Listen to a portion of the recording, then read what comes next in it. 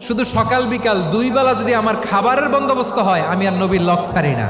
আমার আনসার সাহাবারা ক্ষেত খামারের কাজ করতো, আমার মুহাজির সাহাবারা ব্যবসা করতো, আর আমি নবীর সাথে সাথে থাকতাম।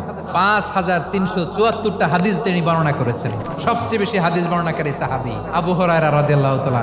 বিড়ালের বাবা কি করতেন? খালি হাদিস মুখস্থ করতেন। হাদিস প্রিজার্ভেশনের কাজে বিশ্বনবী ওনাকে কাজে লাগিয়েছেন। উনি একদিন বলেন, ইয়া রাসূলুল্লাহ আসমাউ মিনকা কাসীরান ফালা আহফাজু। নবী, অনেক কথা শুনি, আমার মনে থাকে না। বিশ্বনবী বললেন, তাই তোমার চাদরটা বিছাও। আবু হুরায়রা বিছালেন। বিশ্বনবী হাত বুলায় দিলেন। এরপরে অনেক হাদিস বর্ণনা করলেন। আবু হুরায়রা বলে, তারপর থেকে বিশ্বনবী যাই বর্ণনা করে আমি শুনি আর একটাও বলি না। এখন সুবহানাল্লাহ। বিশ্বনবী ওনাকে নবীর এই যে লক্ষ্য হাদিস প্রিজার্ভেশনের এই দায়িত্ব দিয়েছেন সাইয়েদনা আবু হুরায়রা রাদিয়াল্লাহু তাআলা আনহুকে। আপনারা কি খেয়াল করেছেন কত বড় চৌকস ট্যালেন্ট হান্টার ছিল আমার নবী? এক একজনের এক এক ট্যালেন্ট, এক একজনকে এক এক দায়িত্ব দিয়েছেন, এক একজনের প্রতিভাকে এক একভাবে বিকশিত হওয়ার সুযোগ দিয়েছেন। আওয়াজ করে বলেন ঠিক কি না?